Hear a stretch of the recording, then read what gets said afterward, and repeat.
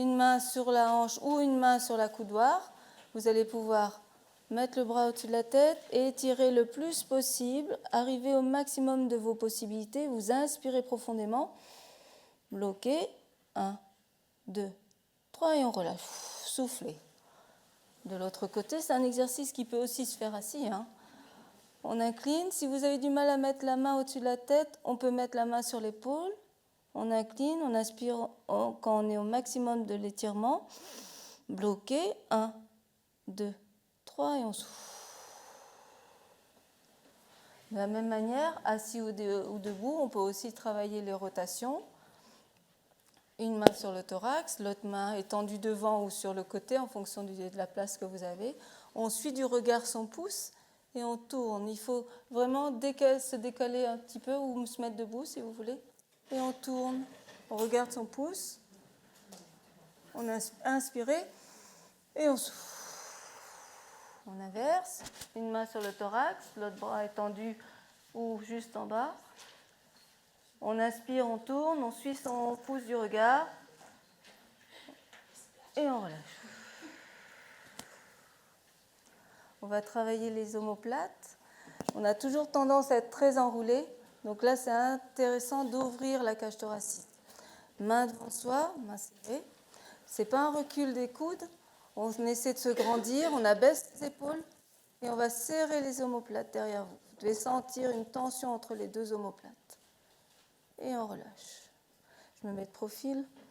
Les mains jointes devant vous. Vous abaissez les épaules, serrez les omoplates, bombez le torse, inspirez profondément. Et on souffle. On va faire un étirement maintenant de l'ensemble du rachis. On va le faire assis. On tend les bras au-dessus de la tête.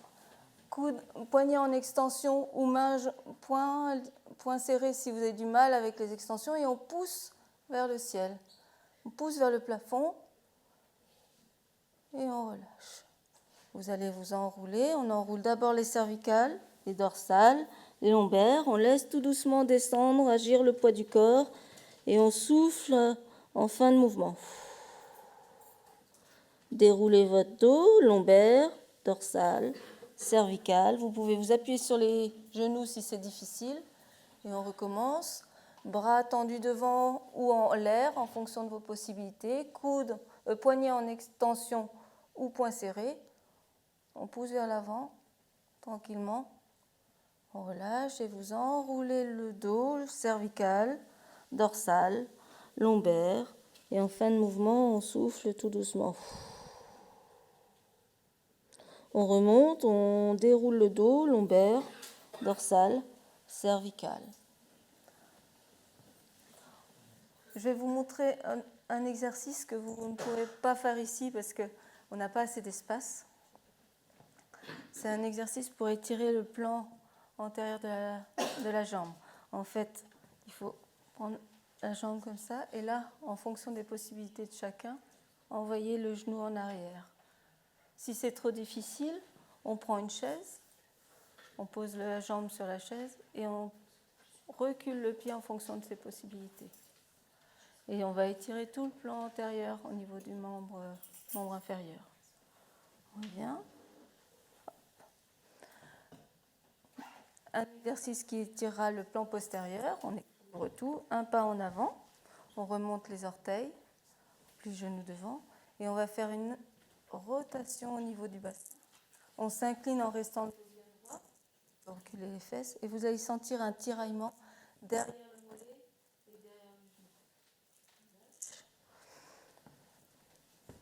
On remonte les orteils, on tend le genou, on plie l'autre genou et on fait vraiment cette rotation au niveau du bassin. Voilà.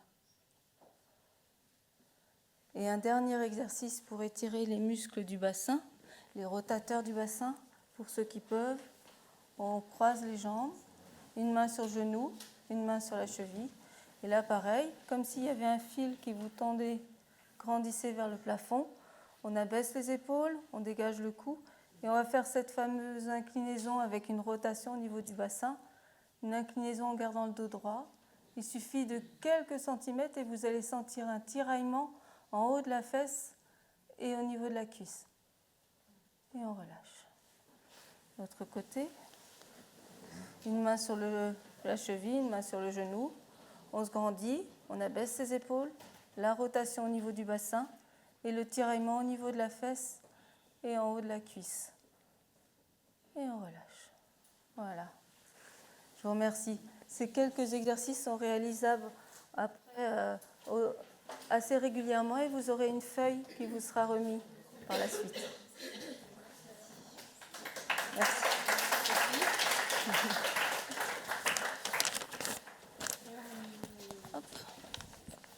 J'espère que vous allez bien après ces quelques exercices d'étirement.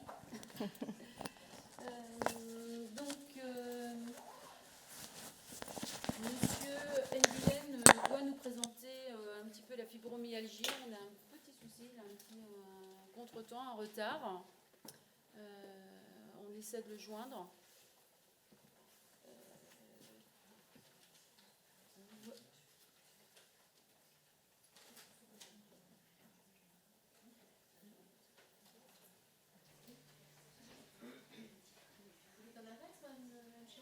On va pas faire dans.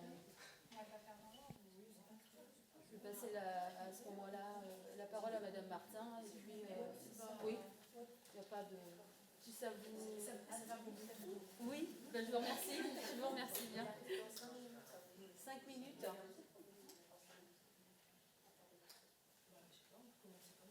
Oui, puis on fera un petit topo sur la fibromyalgie.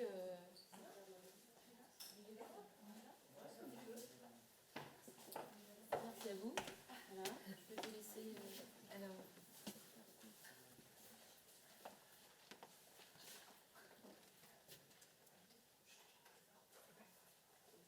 Bonjour. Je suis le docteur Catherine Martin. On n'entend rien ? Là, c'est mieux ? Donc, je suis le docteur Catherine Martin, je suis médecin du travail au centre hospitalier du Mans. Et donc, je voulais vous présenter le côté travail, fonction publique, et puis je laisserai ma collègue après vous parler du secteur privé. Dans quel cadre pouvons-nous rencontrer des agents qui présentent cette pathologie ? Alors bien sûr, ce sont des salariés. Alors dans la fonction publique, on ne parle pas de salariés, on parle d'agents. C'est un petit peu la différence. Mais voilà, ce sont quand même des salariés. Donc ça peut être évoqué lors des visites réglementaires, qui sont les visites périodiques, les visites de reprise maladie, les visites de mi-carrière, qui est une visite qui vient d'être ajoutée au code du travail depuis peu. Et puis, il y a également les visites occasionnelles.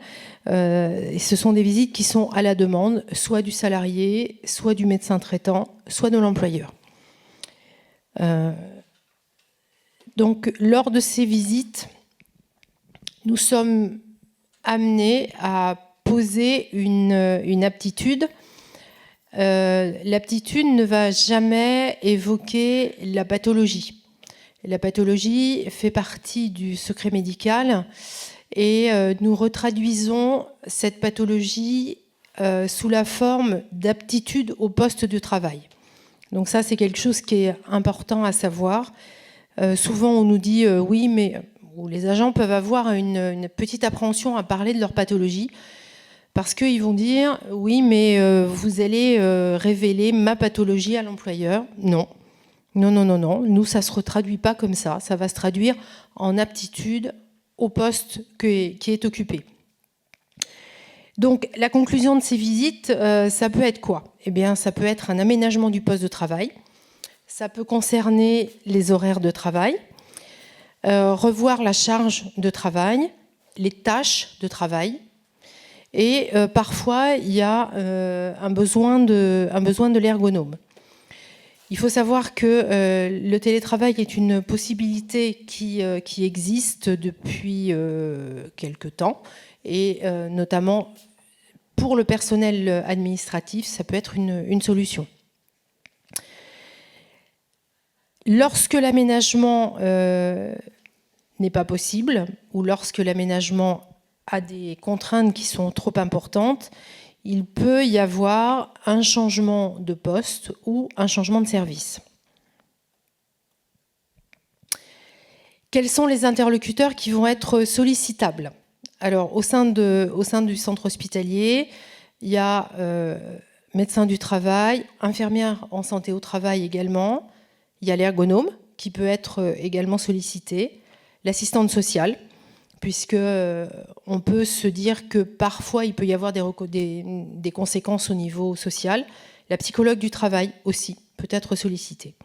Et puis nous avons au sein de l'hôpital un référent handicap qui est rattaché au secteur de la direction des professionnels, avec donc mise en avant du FIPHFP, qui est le fonds d'insertion pour les personnes handicapées de la fonction publique. Lorsque nous rencontrons les agents, les uns ou les autres, peut être évoquer la reconnaissance en qualité de travailleur handicapé, qui est un dossier qui se fait auprès de la maison de l'autonomie. Et il faut savoir que donc, cette RQTH, puisque si on prend le sigle, elle permet notamment un temps partiel de droit et des financements pour des aménagements de poste. Alors, si malgré les aménagements de postes de travail, le changement de service ou le changement de poste, on a un état de santé qui est fluctuant, voire qui est avec une accentuation de la symptomatologie, il peut y avoir besoin d'un arrêt maladie ou d'un temps partiel thérapeutique. Le temps partiel thérapeutique peut se mettre en place maintenant spontanément sans avoir d'arrêt maladie préalable. Donc il y a différents types d'arrêt maladie. Il y a la maladie ordinaire, en sachant qu'il existe un délai de carence qui est de 1 jour, sauf si la pathologie est reconnue en ALD. Il y a possibilité d'avoir un congé de longue maladie. Le congé de longue durée, c'est un peu plus compliqué parce que la pathologie n'est pas vraiment reconnue dans la liste des pathologies qui ouvrent droit au congé longue maladie. Et puis, la dernière possibilité, c'est la disponibilité d'office pour raison de santé, c'est-à-dire que quand la personne a épuisé tous ses droits à maladie ordinaire ou congé longue maladie, il peut y avoir une disponibilité d'office. Au terme de l'arrêt maladie, qu'est-ce qui est possible? Soit une reprise de travail est envisagée et envisageable, et à ce moment-là, il est toujours intéressant de voir les salariés en visite de pré-reprise, c'est-à-dire que de les voir avant la fin de leur arrêt de travail permet d'évaluer l'état de santé, d'évoquer le poste de travail, de savoir si le poste de travail est en adéquation ou non avec l'état de santé, et puis envisager un changement de poste, une formation particulière, un bilan de compétences. Cette visite de pré-reprise, elle est soit à l'initiative du salarié, soit à l'initiative du médecin traitant. Ensuite, eh bien, c'est la visite de reprise qui peut se faire soit sur le temps de travail antérieur ou en temps partiel thérapeutique. Et si la reprise de travail n'est pas envisageable, eh bien, il y aura la possibilité d'avoir une retraite pour invalidité. Alors, ce qu'il faut savoir dans la fonction publique, c'est lorsque, malgré la reconnaissance du handicap, si une personne décide de diminuer son temps de travail, il n'y a pas de compensation. Ça, c'est la grosse différence avec le privé. C'est-à-dire que le privé, et ça, ma collègue va plus le développer, il peut y avoir une compensation avec l'invalidité. Dans la fonction publique, pour le moment, ça n'existe pas. Je dis bien pour le moment, parce que on voit bien qu'au fil du temps, on se rapproche un petit peu du privé, et je me dis que dans quelques années, on va certainement avoir cette possibilité-là, mais pour le moment, elle n'existe pas. Donc voilà, moi je vous ai dit tout ce qui concerne la fonction publique. On continue. Oui. Merci.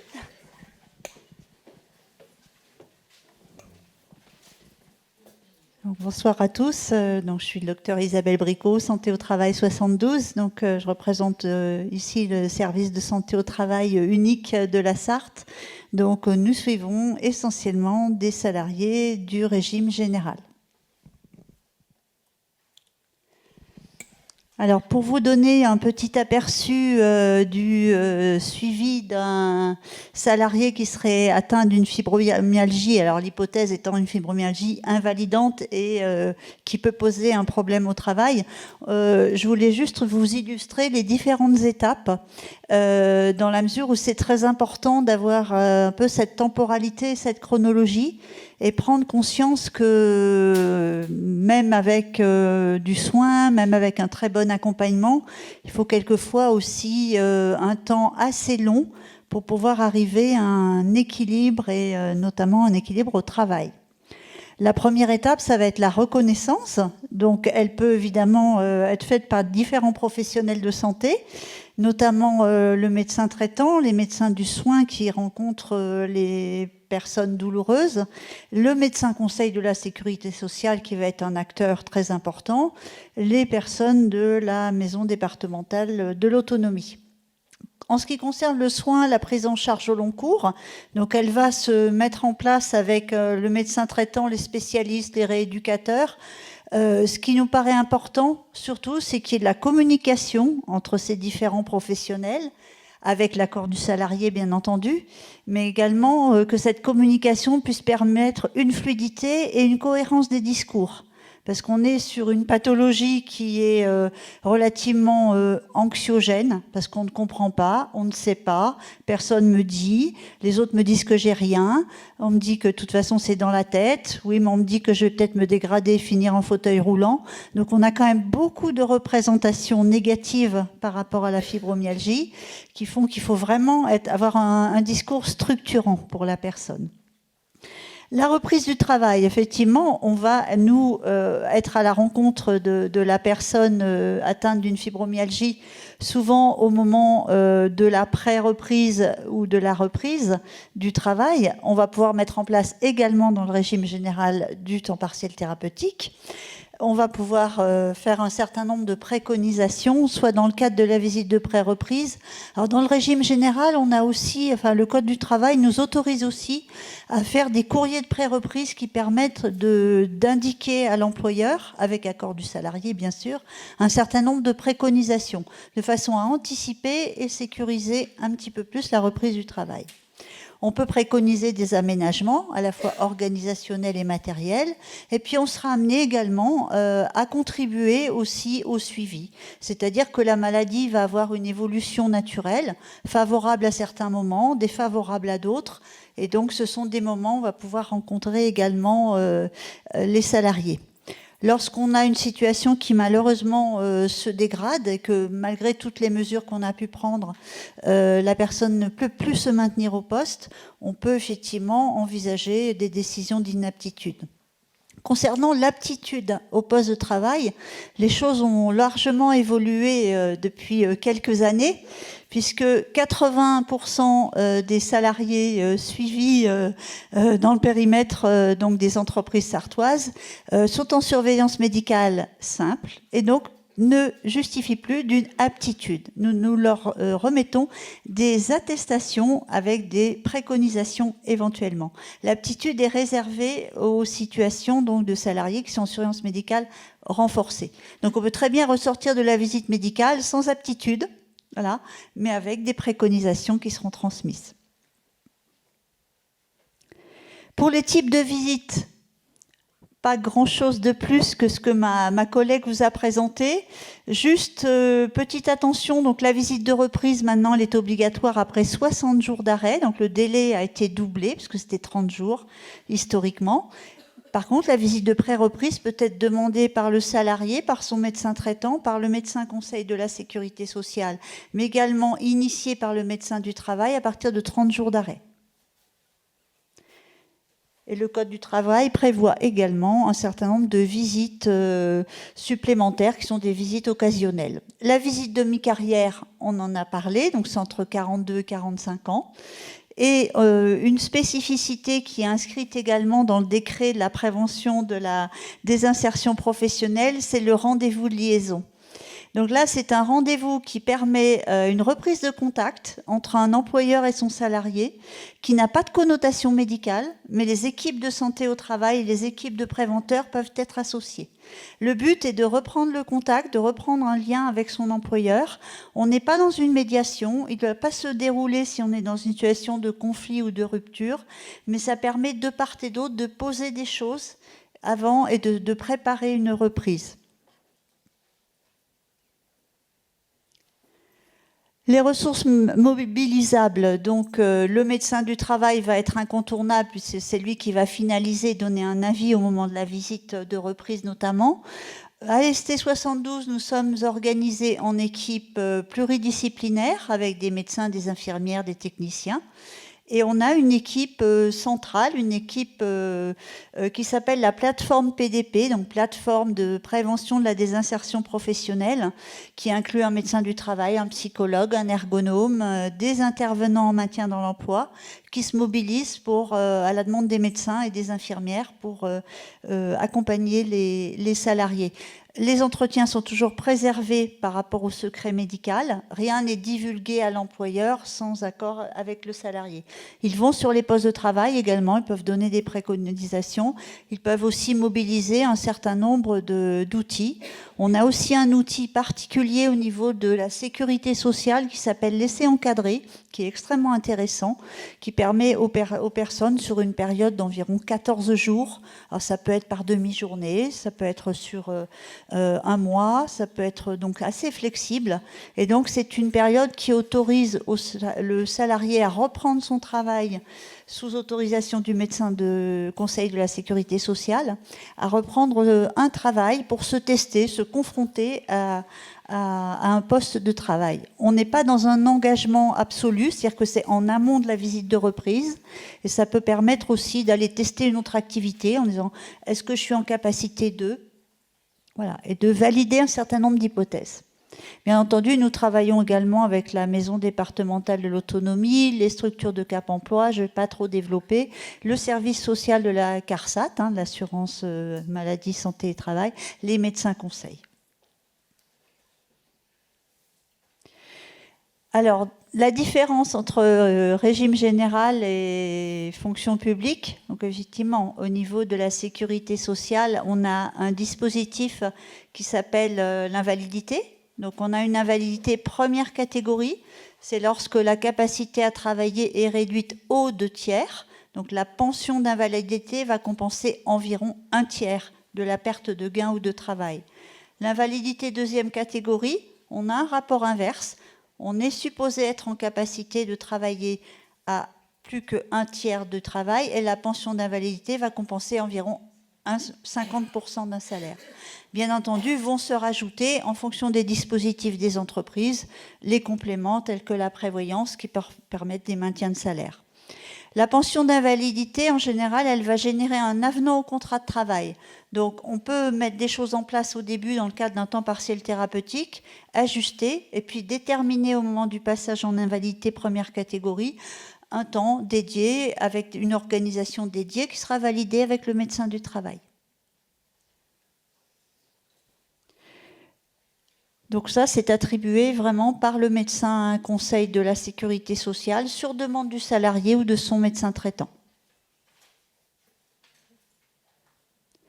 Quelle que soit la catégorie, on est vraiment dans un autre système, c'est-à-dire que la pension d'invalidité va être attribuée par le médecin conseil de la sécurité sociale qui va accepter de financer par l'assurance maladie. Et le médecin du travail va se positionner sur l'aptitude ou la capacité à continuer un emploi. On peut très bien être en invalidité première catégorie au regard de la sécurité sociale et continuer à avoir une activité. Je trouve que dans ma pratique, c'est un outil qui est extrêmement utile et à manier pour les pathologies telles que la fibromyalgie. Les salariés du régime général que nous rencontrons qui peuvent être concernés, alors aucune stigmatisation, moi je dirais tout métier. Voilà, tout le monde peut être atteint par cette pathologie. Il est évident qu'on a quand même, dans des métiers les plus physiques et les plus difficiles, on a quand même moins, nous rencontrons moins de salariés puisque par définition, c'est difficile de tenir les postes. On a des soignants, des téléconseillers, des postes administratifs, des métiers soumis à forte exigence émotionnelle, donc notamment chargés de clientèle, des commerciaux, les aides à domicile, les professionnels des structures médico-sociales, les éducateurs spécialisés, enfin tout public salarial peut être concerné par cette pathologie. Les facteurs de réussite du maintien en emploi, donc ça c'est un retour d'expérience. Donc quand on a une bonne prise en charge médico-sociale, ça me semble indispensable que déjà on ait quand même bien installé, bien instauré la prise en charge, qu'il ne faut évidemment pas sous-estimer le volet psychologique, psychique, parce qu'on a souvent une souffrance psychique pas toujours cernée, pas toujours prise en charge pour plein de raisons. Donc ça peut être une difficulté. Il faut également que les troubles cognitifs, parce que ce sont des personnalités souvent anxieuses, et on a souvent des gens qui vont avoir des micro-troubles cognitifs sur l'attention, sur la concentration, notamment des troubles qui vont être croissants au fur et à mesure de la journée de travail. Donc on a des douleurs le matin, on a du dérouillage matinal, ça peut être compliqué aussi de prendre son poste de très bonne heure. Et en fin de journée, souvent, on se hâte de terminer sa journée parce qu'on est vraiment très fatigué mentalement. Plus la charge mentale et émotionnelle du travail est haute, et plus ça peut être problématique. Les facteurs de risque et d'attention. Alors, j'ai mis échec. On n'est pas forcément dans des échecs totaux. Hein. Comme je vous l'ai dit, c'est une maladie quand même qui peut évaluer au cours du parcours du salarié. Mais on peut avoir une tendance à se victimiser, à considérer effectivement que le monde du travail est hostile. On peut avoir un enfermement dans la plainte, notamment tout à fait entendable pour des salariés qui sont restés en arrêt maladie très longtemps. Les indemnités journalières de la sécurité sociale peuvent être accordées pour 3 ans. Donc on peut avoir des salariés qui ont été maintenus hors de l'emploi et être en désinsertion professionnelle pendant 3 ans, ça peut être très compliqué de reprendre. Des tensions, l'usure des collectifs, justement, parce qu'il faut faire à la place, quand l'organisation n'a pas été calée. Un manque de soutien et de reconnaissance de l'environnement, notamment la notion aussi « je ne sais pas ce que tu as puisque ton handicap est invisible ». Des organisations du travail peu flexibles, alors ça c'est assez dramatique. C'est-à-dire des organisations très normées ne s'adaptent pas forcément à ce type de pathologie. Une intensification des charges de travail, des process. Et lorsque le soin prend le pas sur la vie professionnelle. Notamment, nous, on est souvent confrontés à des difficultés par rapport à des traitements psychotropes ou antalgiques forts qui peuvent impacter notamment des postes de sécurité ou des postes où il y a de la conduite. Alors, c'est quelquefois limitant, simplement parce que la personne ne peut pas se sevrer et est très dépendante de sa thérapeutique.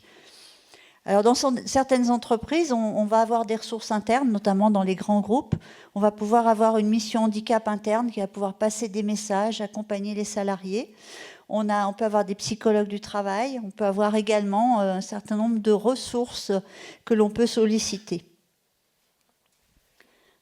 Petit focus sur le télétravail. Alors, c'est un sujet qui est devenu vraiment d'actualité depuis la crise Covid.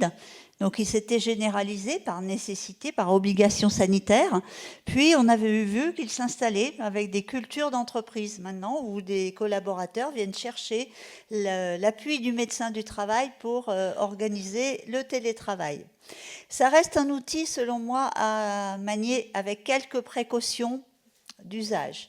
Donc le pour, effectivement, ça peut permettre aux salariés une mise en repos sensorielle, notamment par rapport à toutes les sollicitations. Ça va vite, ça va fort, ça fait du bruit, ça peut être très compliqué au travail. Et notamment quand on se met en retrait en télétravail, on est dans un environnement plus calme et plus adapté. Ça peut permettre de mettre à distance de certaines émotions si l'activité est tendue ou si le collectif lui-même est tendu parce qu'il traverse une réorganisation. Et on a des salariés qui souvent font éponge avec des organisations de travail qui peuvent être délétères. Donc ça permet aussi, voilà, de souffler. Ça peut être aussi la mise à disposition d'un poste de travail adapté sur site et en télétravail. Quand je dis poste de travail adapté, c'est le bureau, le siège, le local dédié, pas dans la chambre des enfants et pas dans la chambre des enfants et pas dans la salle de bain. J'ai vu pendant le Covid des salariés qui se repliaient dans des petits appartements et qui n'avaient pas d'autre espace ou dans la cuisine. Ça offre un statut plus discret puisqu'on est en retrait, on se montre moins, donc c'est moins stigmatisant. Le contre, c'est que du coup, pour l'entreprise, le salarié, il est un peu invisibilisé. Donc, on a déjà un handicap invisible, en plus, la personne n'est pas là. C'est un salarié qui peut être un petit peu isolé, qui va pouvoir manquer de soutien, notamment du collectif, et qui va également être un petit peu oublié. Donc, ça prive aussi d'un certain nombre d'informations. Il peut y avoir une perte d'informations sur les échanges informels. Tout ce qu'on se dit au café, à la pause, voilà. Et c'est surtout par nécessité une participation réduite à la vie d'équipe et aux moments conviviaux, aux réunions d'équipe. Donc ça, c'est très important que les managers aussi prennent en compte qu'ils ont des travailleurs en télétravail et notamment des travailleurs en situation de handicap pour mettre en place des organisations qui les embarquent également dans la vie de l'entreprise. Oui.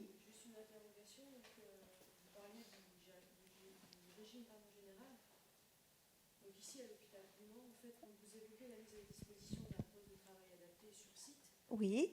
Donc sur site, en fait, c'est aux salariés de mettre en place ce dispositif. Oui. Donc dans le système dont vous parlez vous, Oui. c'est ce n'est pas donc, c'est carrément la direction qui met en place. Comment ça se passe? Alors, tout dépend un petit peu de la volonté de l'entreprise, de ses capacités à financer.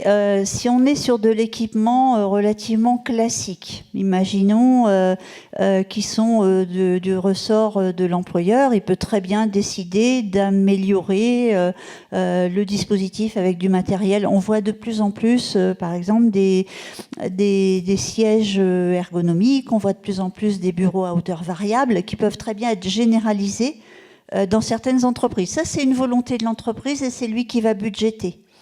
Quand on est sur une situation spécifique de handicap, on a des cofinancements par la GFIP.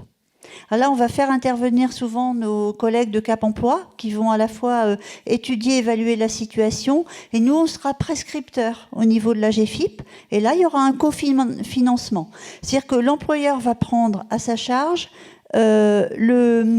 l'équipement classique. Tout salarié a besoin d'un bureau, d'une souris, d'un ordinateur. Donc ça, c'est du ressort de l'employeur. Et la GFIP va prendre en charge le surcoût. Voilà, lié au handicap. Si on a un bureau à élévation électrique, par exemple, à hauteur variable électrique, si on a un siège tip-top, hyper ergonomique avec plein de réglages, oui, la compensation, c'est là où on est sur de la compensation du handicap. Voilà. Voilà. Voilà, tout à fait. Alors, ça fonctionne comme ça dans le régime général avec des entreprises engagées sur la question. Voilà. Voilà. On a des petites différences. Voilà, donc j'en ai fini avec cette présentation. Merci à tous.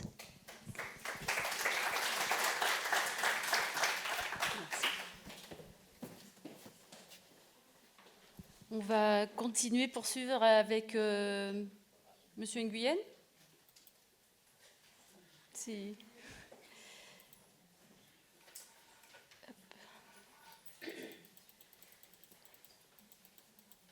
Il y aura un petit temps d'échange si vous avez des questions à la fin des différentes interventions. Allez-y, Monsieur Nguyen, je vais... attendez.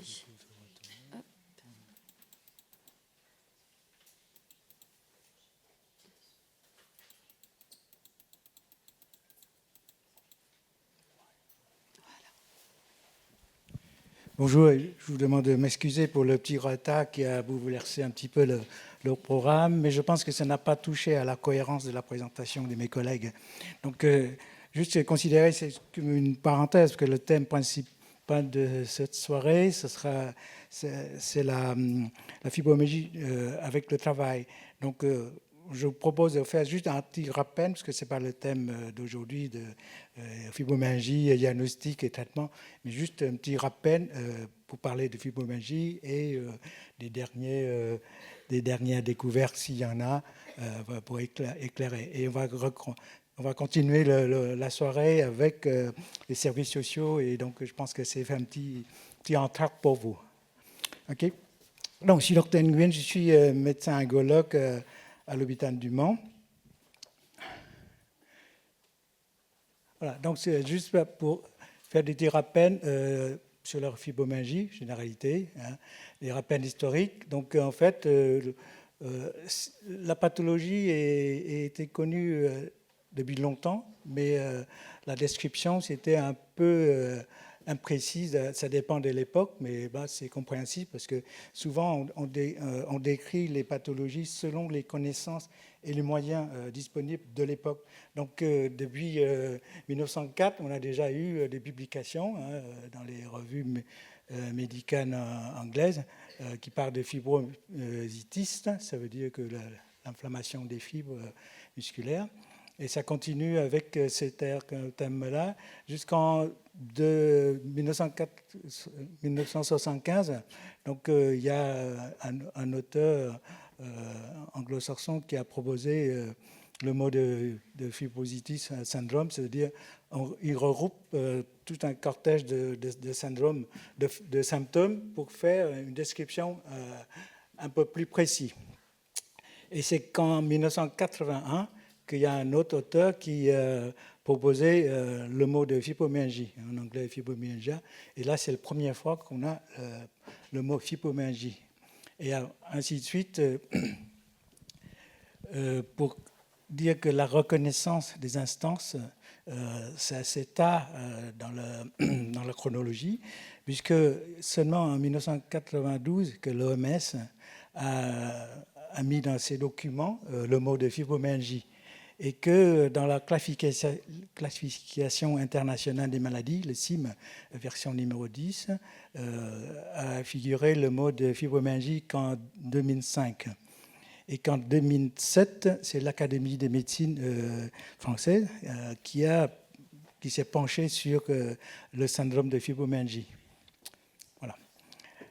Donc, sur le plan statistique, épidémiologie, en gros, il y a à peu près de 1,5 à 2% de la population qui souffre de syndrome fibromyalgique.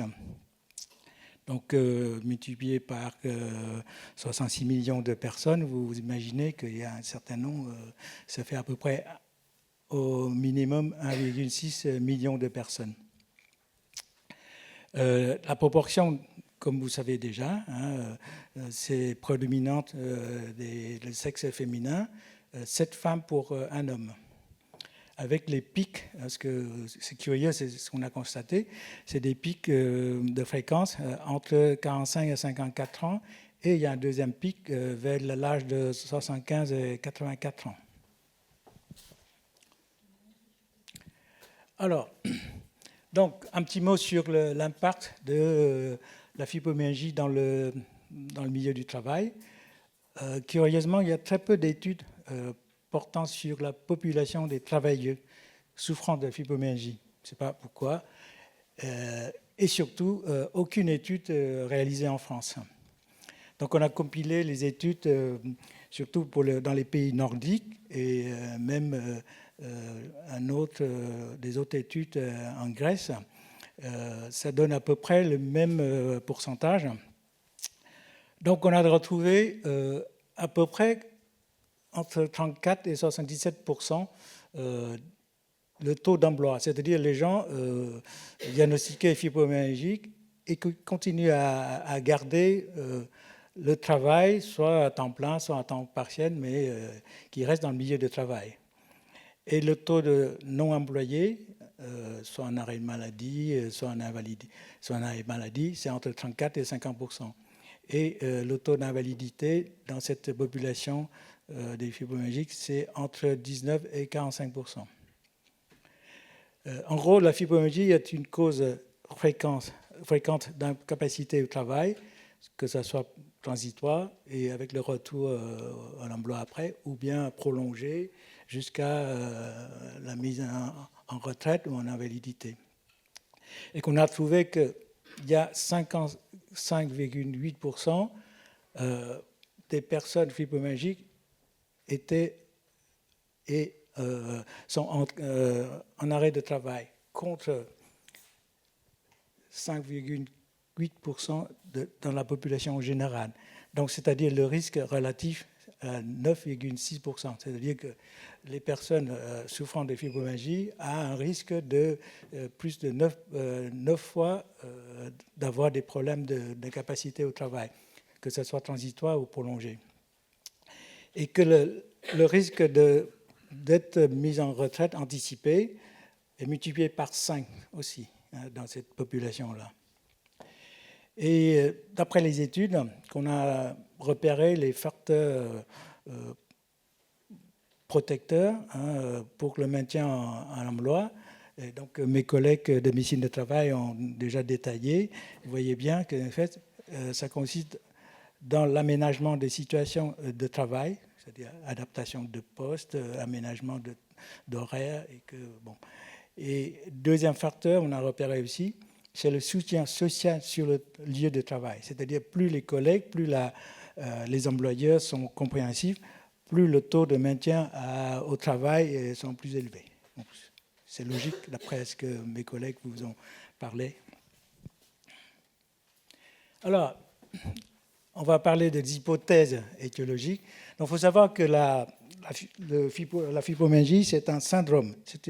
En fait, c'est une constellation des symptômes.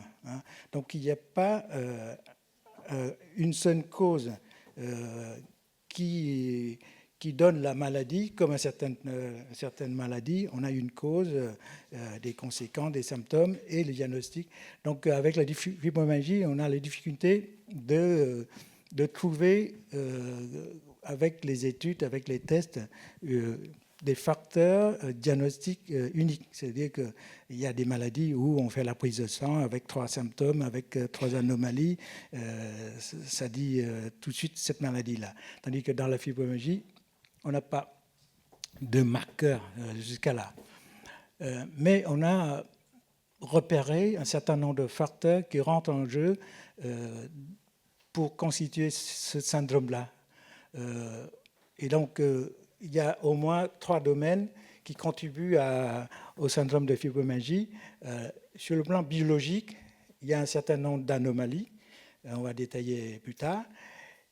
Mais il n'y a pas que sur le plan physiologique, aussi l'environnement psychologique qui contribue aussi à amener ce symptôme-là, soit augmenter, soit ce sont des conséquences de syndrome de fibromyalgie. Et troisièmement, c'est l'environnement social qui est très important aussi, y compris l'environnement professionnel, qui peut aussi contribuer à l'augmentation des symptômes ou bien atténuer. Voilà. Dans les hypothèses étiologiques, on a repéré aussi, je vais faire des survols assez rapides, il y a une notion de dysfonctionnement de la modulation centrale. Donc vous savez bien que la douleur, ça fait partie des informations, des signaux, comme d'autres types d'informations du corps, qui va monter au cerveau par des voies ascendantes. Et donc sur cette voie-là, il y a des mécanismes qui filtrent un peu. Voilà, qui joue un petit peu comme une sorte on appelle ça des rhéostats, c'est-à-dire une sorte de bouton qui peut augmenter ou qui peut diminuer aussi les informations. Or, on a constaté que dans le cas de syndrome de fibromyalgie, ce mécanisme de modulation-là a tendance à augmenter les informations. Donc, en fait, le peu d'informations de tous les jours dans le corps, c'est augmenté en traversant cette zone de modulation. Voilà. On a repéré aussi, il y a des anomalies des neuromédiateurs aussi, hein. C'est-à-dire qu'il y a un certain nombre de neuromédiateurs, en fait, c'est des substances qui servent à transmettre les informations, et donc il y a une certaine anomalie, soit le taux dans certains neuromédiateurs sont augmentés, soit les récepteurs de ces neuromédiateurs-là sont plus sensibles que la population normale. On a aussi repéré des dysfonctionnements endocriniens, c'est-à-dire il y a un certain nombre de cas où on voit il y a un certain nombre d'hormones qui sont variés, qui sont différents avec la population générale. Par exemple, on a repéré que le taux de cortisone dans la population fibromyalgique a tendance à diminuer. Voilà. Aussi, on a aussi repéré des prédispositions génétiques. Il y a une certaine population qu'on retrouve toujours la présence d'un certain nombre de gènes. Voilà, donc c'est pas expliqué. Mais tout ça, c'est pas unici, c'est-à-dire, c'est pas parce qu'on a trouvé ce gène-là que forcément on a la fibromyalgie et que chez les autres qui n'ont pas ce gène-là, il n'a pas la fibromyalgie. On ne peut pas considérer comme c'est un marqueur. Donc pour le moment, c'est juste citer la présence de ces facteurs-là.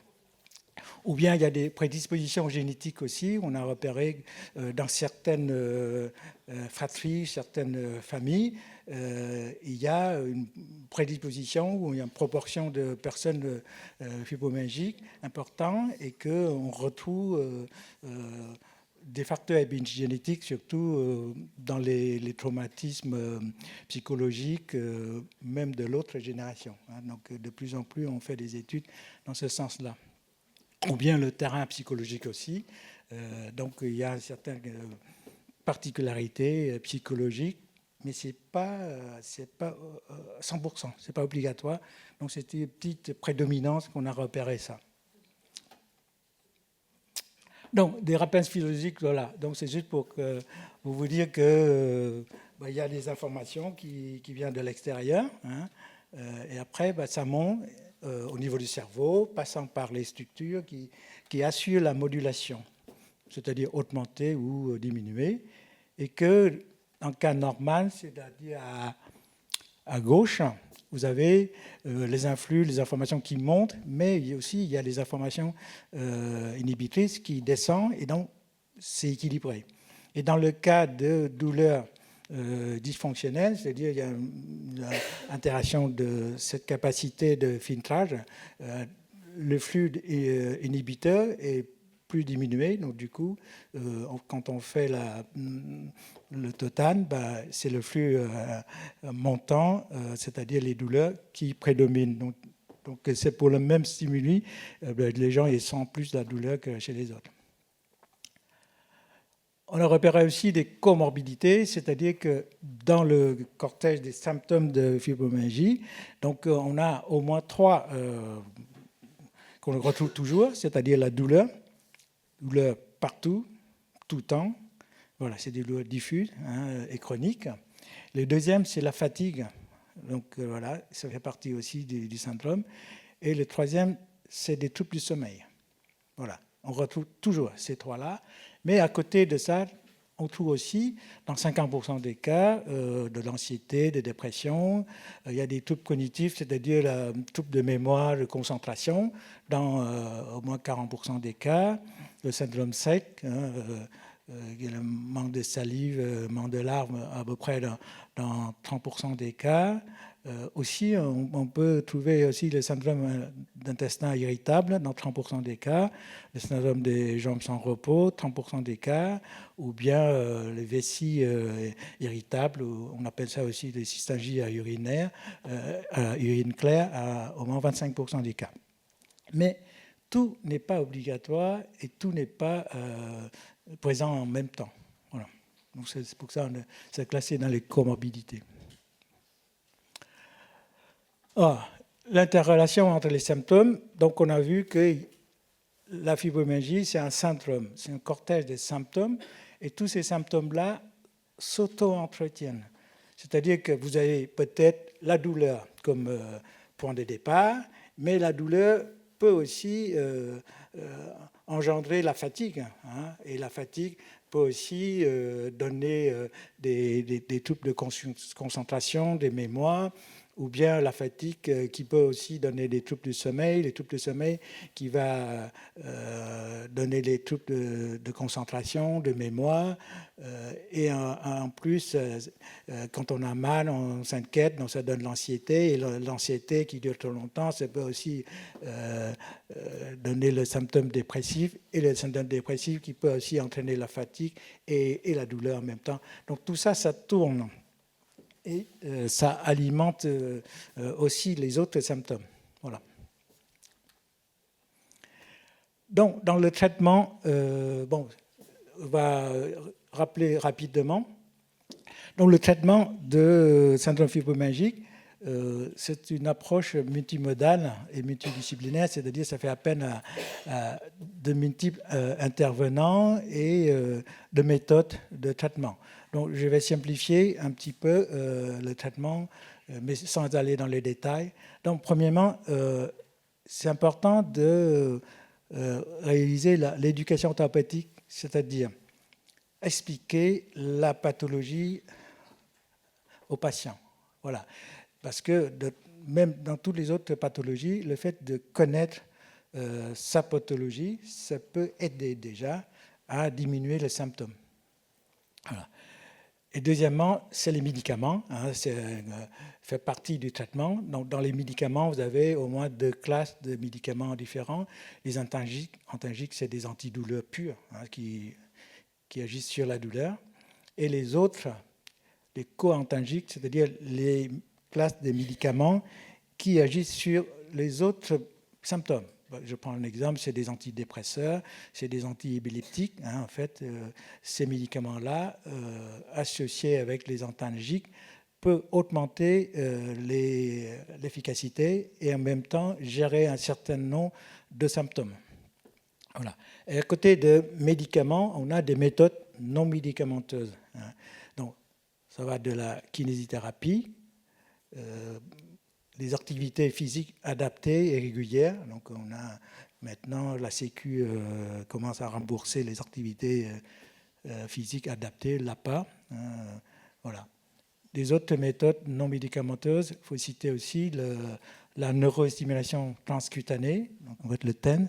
On colle les électrodes sur des dermatomes hein, et on va, par ce biais-là, arriver à diminuer ou à bloquer la transmission des messages douloureux et indirectement, on va soulager la douleur. Il faut citer aussi une autre méthode, la neurostimulation magnétique transcrânienne. En anglais, c'est RTMS, donc on dit souvent RTMS. En fait, ça consiste à stimuler une zone précise au niveau du cerveau. C'est la zone qui rentre en relation avec les mécanismes de modulation de la douleur. Donc, on pense que, en fait, la modulation de douleur, le filtrage de douleur, se passe moins bien dans le syndrome de fibromyalgie. Donc, le fait de stimuler, de muscler cette zone-là peut rendre le filtrage, la modulation plus efficace. Donc, cette méthode-là, ça existe depuis au moins 30 ans. Et au Mans, on a 2 appareils qui fonctionnent déjà au moins 8 ans ou 9 ans dans les 2 centres de douleur. On peut citer une autre méthode de l'acupuncture aussi. Hein. L'acupuncture, c'est la médecine traditionnelle chinoise. Bon, avec l'approche, le principe, l'explication qui ne compte pas trop avec notre médecine moderne. Mais il faut savoir que l'explication, ça vient d'une époque où il n'y a pas de connaissances médicales maintenant, il n'y a pas de moyens diagnostiques maintenant, donc il faut prendre comme ça. Mais récemment, il y a beaucoup d'études scientifiques sur l'effet de l'acupuncture sur la douleur, sur la dépression. Et donc, on arrive à quand même prouver l'efficacité par les résultats physiologiques. En gros, il y a une sorte de modification épigénétique. Ça va aider à faire exprimer un certain nombre de gènes ou inhiber un certain nombre d'autres gènes, et que par ces biais-là, ça modifie un petit peu les effets physiologiques. Voilà. On doit citer aussi les approches psychocorporelles. Hein. C'est dans la relaxation, la sophrologie, l'hypnose, auto-hypnose ou la méditation de pleine conscience. Donc, toutes ces méthodes-là, ça a l'air un peu farfelu, j'avoue, parce qu'il y a 20 ans, je ne croyais pas du tout. Jusqu'à maintenant, il y a des études scientifiques qui ont prouvé que les approches psychocorporelles à visée relaxation ou des détentes contribuent à diminuer la douleur. Donc, il y a des gens qui ont mis les cobayes, entre guillemets, dans l'appareil IRM fonctionnel pour voir comment ça fonctionne au niveau du cerveau, ça s'allume pas. Et on a vu que les personnes en situation de détente extrême éteint un certain nombre de zones du cerveau qui s'occupent d'augmenter la douleur. Donc tout ça, ça devient scientifique. Donc du coup, on préconise ces méthodes-là, et pour moi, ça fait partie du traitement. Une autre méthode aussi, il faut citer, c'est l'accompagnement psychologique. C'est important aussi on peut dire que peut-être les facteurs psychologiques contribuent à créer la douleur, mais les personnes souffrant de la douleur, surtout dans le cas de fibromyalgie, c'est quelque chose d'invisible. La douleur, c'est invisible déjà, et il n'y a pas de marqueur. Vous ne pouvez pas montrer un résultat, dit tiens, j'ai ça, je suis fatigué, j'ai mal parce que j'ai ça qui monte, qui descend. Par exemple, je prends le cas de la thyroïde, il dit tiens, aujourd'hui, je ne suis pas équilibré, ça monte, je suis énervé. Mais il n'y a rien pour la fibromyalgie. Donc, vous ne pouvez pas dire à votre collègue que j'ai le fibromyalgie, que je suis fatigué, que j'ai mal, mais dit mais je ne vois rien, et qu'il n'y a aucun résultat. Donc, c'est très difficile pour les personnes souffrant de syndrome de fibromyalgie de rester étant souffrant et manque de compréhension avec l'entourage. Donc, c'est important d'avoir un accompagnement psychologique.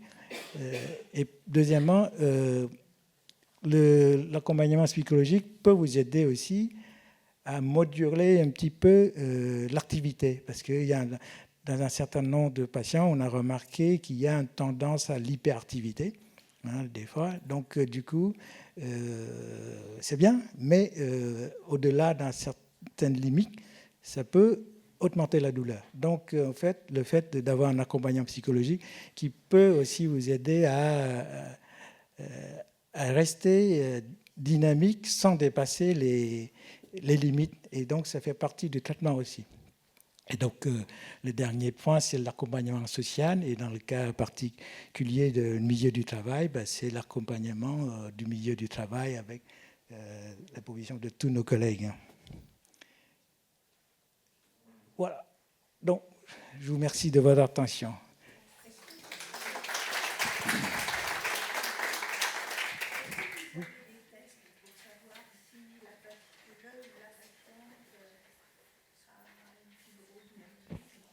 Non, il n'y a pas de test diagnostic positif. Mais on fait un grand bilan dans le but d'éliminer les autres pathologies. Donc, avant d'arriver au diagnostic de fibromyalgie, souvent vous avez des bilans, ça va jusqu'au radio, IRM, mais dans le but d'éliminer les autres pathologies qui donnaient le même symptôme de douleur. Voilà. Mais le test diagnostic, il n'y en a pas. Voilà. On appelle ça les marqueurs diagnostiques. Dans la fibromyalgie, il n'y en a pas jusqu'à là. Voilà. Oui.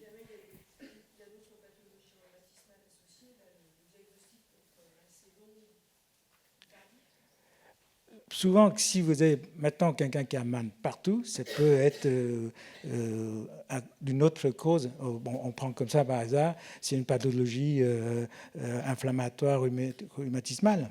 Et dans ce cas-là, on a des marqueurs. Dans beaucoup de cas, on a des Voilà. Bon, on peut avoir des séropositifs, mais non, ça c'est aller dans un petit coin, mais dans le cas général, souvent on trouve quelque chose. Voilà. Et donc, mais on ne peut pas dire que si vous avez une polyarthrite, vous n'avez pas de fibromyalgie. Non, on peut avoir les deux. Vous voyez, on peut avoir l'authentique syndrome fibromyalgique sur un terrain de polyarthrite, qu'on voit souvent, ou de spondylarthrite. On voit souvent ça. Mais ça ne peut pas dire que quand on a trouvé un marqueur diagnostique d'une autre maladie, on dit hop, c'est fini, c'est pas la fibromyalgie. Non, c'est pas ça.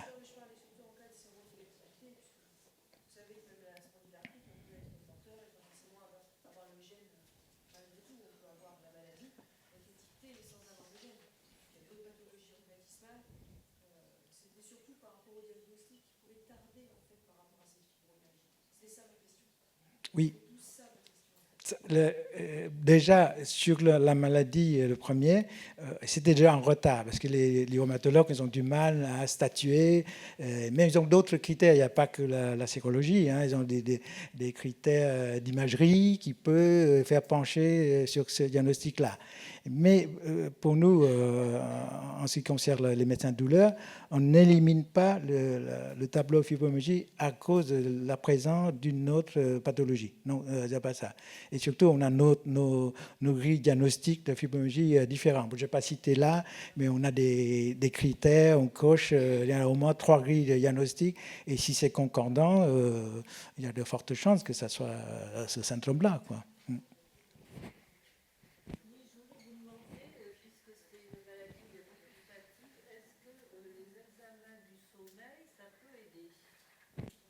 Non. L'étude du sommeil, ce n'est pas un examen diagnostique pour la fibromyalgie. Ça peut détecter quelque chose.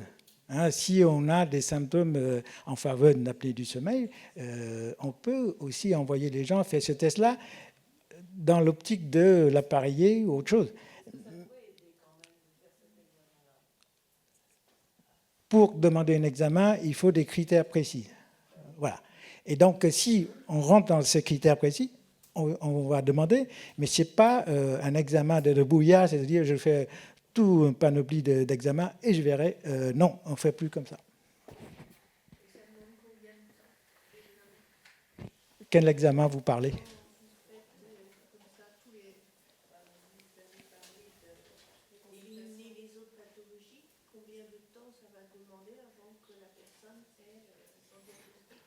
Ça dépend.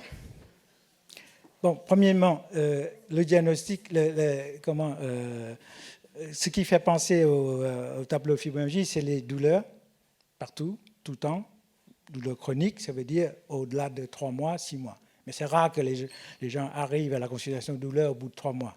Souvent, c'est avant. Parce que le médecin traitant va chercher des autres causes, qui va demander un avis de rhumatologue, et le rhumatologue va dire, mais ce n'est pas mon domaine, je vais demander l'avis du neurologue. Donc, ça fait un tour, et que pendant ce temps-là, les examens, les résultats d'examen s'accumulent. Et bon, après ce tour-là, on dit, mais on n'a rien trouvé de telle ou telle maladie. On pense que c'est en faveur de fibromyalgie. Donc, à ce cas-là, on commence à voir les gens. Donc, on ne peut pas vous dire que le délai, c'est au bout de 6 mois de douleur, on trouve tout de suite la fibromyalgie. Voilà.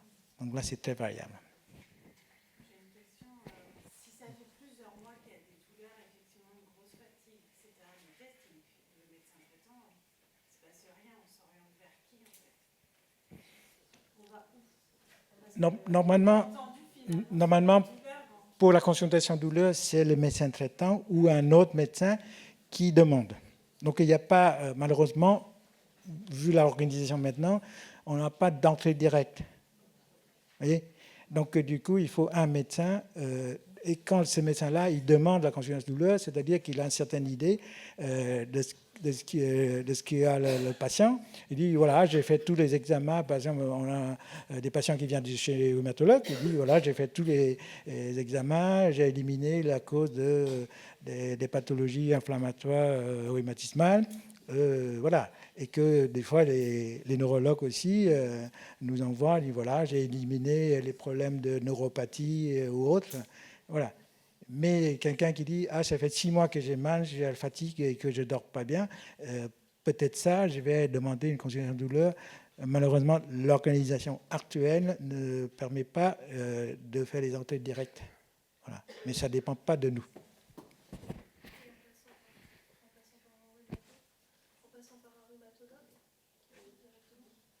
Ben oui, au moment où vous avez un médecin, soit le médecin traitant, soit un autre spécialiste qui fait la demande, on va vous voir. Hein. C'est pas nous qui limite l'entrée, mais c'est le mode d'adressage prévu comme ça. Est-ce qu'il y a beaucoup d'attentes pour voir un oncologue? Oui et non. Ça dépend où vous vous trouvez. Parce qu'il y a des centres qui sont très bien voilà, pourvus en médecins, et il y a d'autres centres ou d'autres régions, pour ne pas citer, sont moins pourvus en médecins. Et là, c'est les variables géographiques. Hein. Logiquement, un peu long.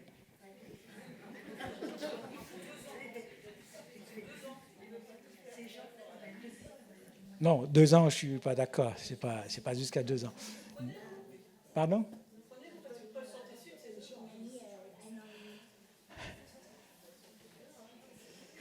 Ah oui.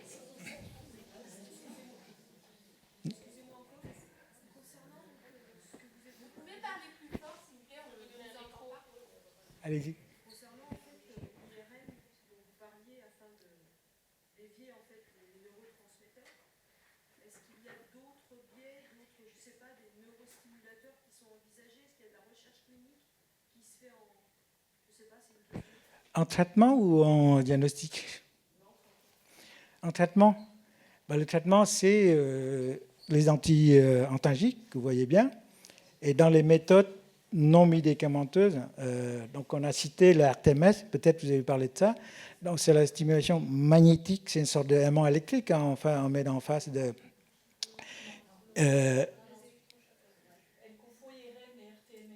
Voilà, donc IRM c'est diagnostic, c'est pas un traitement. IRM, c'est l'imagerie diagnostique, donc on stimule les molécules du cerveau et que pareil, par un champ magnétique très très fort, et tout de suite derrière, on recueille les réponses. Voilà, donc on les bouge et hop, on va faire la photo. Et c'est comme ça qu'on a l'image.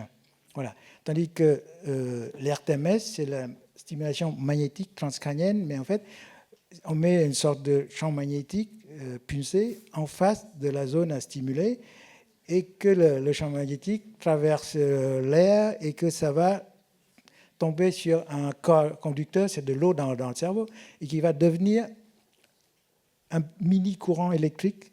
En fait, ça consiste à stimuler électriquement cette zone du cerveau sans mettre les électrodes par les trous.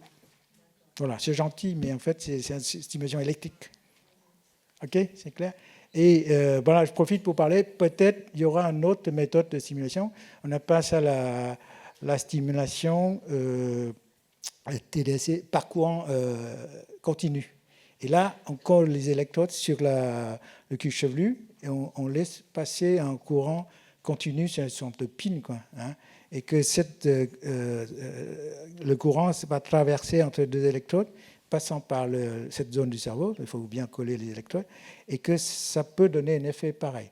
Donc là, c'est en train de valider, mais ce n'est pas reconnu, donc on ne peut pas le faire. Voilà. Tandis que l'RTMS, c'est validé, donc ça fait au moins 8 ans qu'on a fait ça au Mans.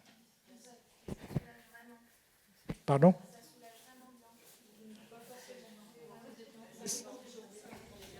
Bon, comme toute méthode, comme tous les médicaments, il y a toujours un pourcentage de réussite et il y a un pourcentage d'échec.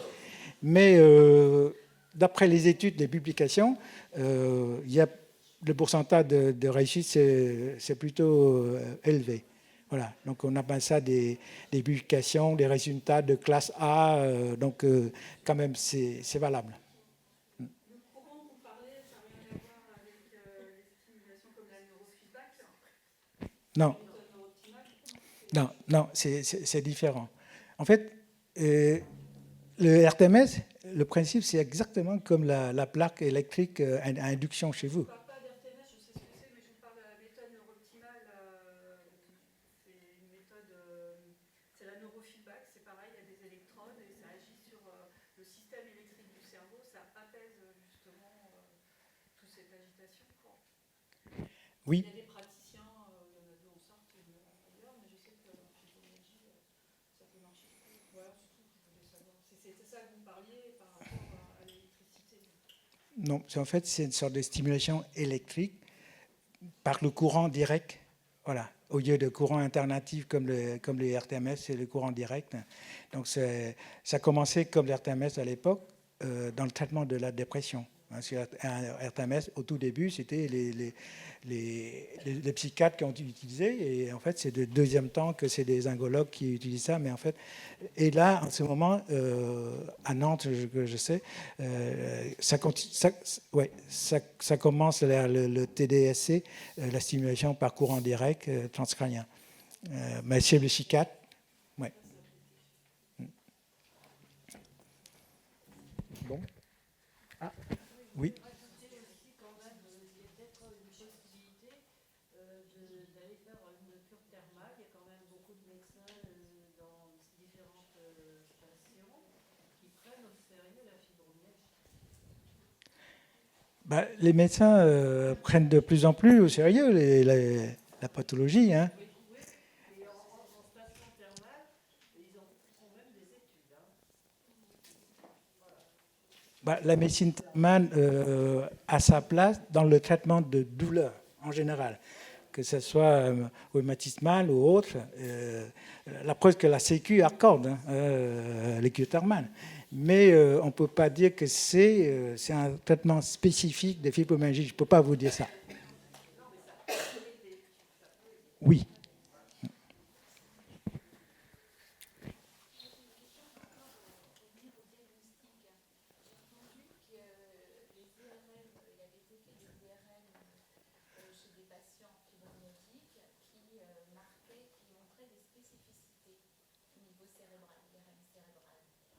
Est-ce que vous avez cette notion et est-ce que c'est un élément de diagnostic et pourquoi on n'en fait pas systématiquement les patients à ce moment-là chez qui on a... Oui, c'est vrai qu'il y a... je n'ai pas montré là parce que ça va prolonger trop mon intervention. Mais en fait, oui, il y a des études d'imagerie qui ont montré qu'il y a une particularité chez les fibromyalgiques. Il y a des zones, je parle vite fait comme ça, il y a des zones qui s'allument pas comme chez les autres. Ou il y a des zones qui sont éteintes, pas comme chez les autres. Et donc, c'est souvent, on fait la corrélation avec les structures anatomiques, c'est des zones qui s'occupent de modulation de la douleur. Voilà, c'est toujours comme ça.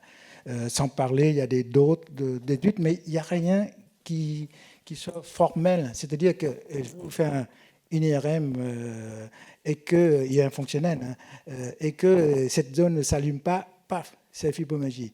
Non, on ne peut pas avoir ça comme critère de diagnostic. Mais on a remarqué qu'un pourcentage de la population de fibromyalgie, il y a cette zone-là qui s'allume ou qui s'éteint. Voilà. Il y a un lien aussi avec la neuroatypie. Oui. On a parlé de particularités du système nerveux, mais je peux pas détailler. Soit c'est dans l'expression des récepteurs, soit dans l'expression des neuromédiateurs. Donc tout ça, ça existe. Lié par exemple avec soit du potentiel ou de l'hypersensibilité ou des troubles de la sphère autistique ou des choses comme ça. En termes de population. Oui, j'ai pas eu connaissance des études plus poussées, mais les gens hypersensibles, ça existe aussi. Mais est-ce que, en fait, dans la syndrome fibromyalgique, on ne sait pas qui l'offre, qui est la poule, mais ça entretient l'autre, hein, parce que. Oui. Oui, mais l'hyperactivité, si il y a un certain nombre de psychologues qui expliquent que ça par des problèmes antérieurs. En gros En gros, c'est comme ça. Bon, c'est pas un exemple type, mais en fait, on peut avoir des traumatismes antérieurs qui fait que on se trouve dans une situation d'insécurité un moment. Donc là, pour compenser ça, à cette situation d'insécurité, on va passer en hypervigilance. Voilà. Et donc, en hypervigilance, vous allez mobiliser tous les systèmes d'information pour que ça soit bien éveillé. Et donc, indirectement, vous êtes en hypersensible. Vous voyez ? Est-ce que c'est à cause de ça qu'on est hypersensible ou à la base, on est hypersensible déjà et on capte trop bien les informations? Parce que la douleur, ça fait partie des informations. Hein.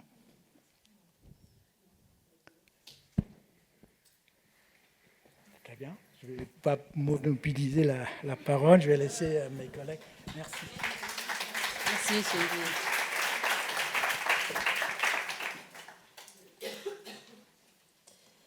Donc après avoir vu l'aspect médical, on va voir l'accompagnement social. Je vais laisser la parole à Madame Boutier.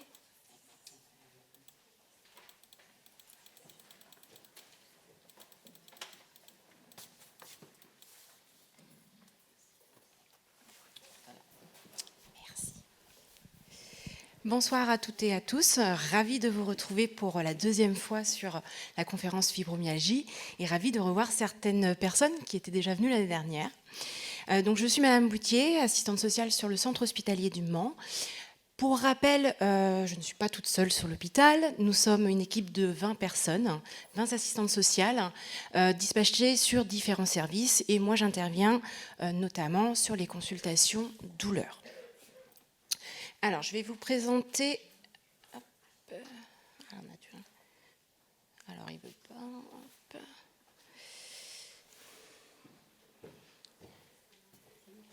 Non, mais je pense que c'est parce qu'il n'était pas... Hop. Non, hop. Voilà. Alors, les missions principales du service social sont d'informer, conseiller et d'orienter les patients, leurs proches, mais aussi les professionnels, sur différentes problématiques. Elles sont essentiellement sur l'accès aux soins, notamment sur les couvertures de santé, et l'accès aux droits, donc CAF, MDA, et notamment le dossier de reconnaissance de travailleurs handicapés.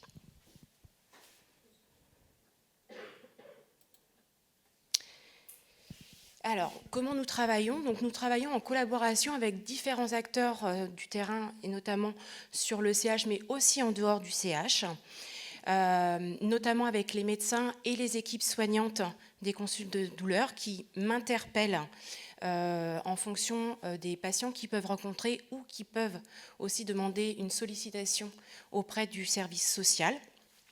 Et on travaille également avec des partenaires extérieurs comme la CAF, la MDA, la CPAM, les caisses de retraite, les associations qui sont présentes sur le territoire, mais également les assistantes sociales de secteur. Nous avons un panel de partenaires assez important parce que tout simplement, sur l'hôpital, nous avons des accompagnements qui ne sont pas sur du long terme. Nos missions sont essentiellement basées sur du court terme et la logique est qu'on puisse vous orienter sur des professionnels qui vont pouvoir vous accompagner sur du long terme. Alors après, tout simplement, parce que aussi, on n'a pas forcément, nous, toutes les réponses en fonction des problématiques des patients et que par rapport aux problématiques qui peuvent être exposées, on peut faire appel, notamment sur ce que vous disiez, docteur, sur des grands groupes, faire appel aux collègues assistantes sociales des services d'entreprise qui ont une meilleure connaissance des conventions d'entreprise et notamment justement quand nous, on n'a pas ces notions-là ou on pêche un petit peu parce qu'on n'a pas, on n'a pas non plus la science infuse sur le service social de l'hôpital, et ben on fait appel du coup à nos collègues extérieurs ou aux professionnels extérieurs pour pouvoir vous orienter au mieux.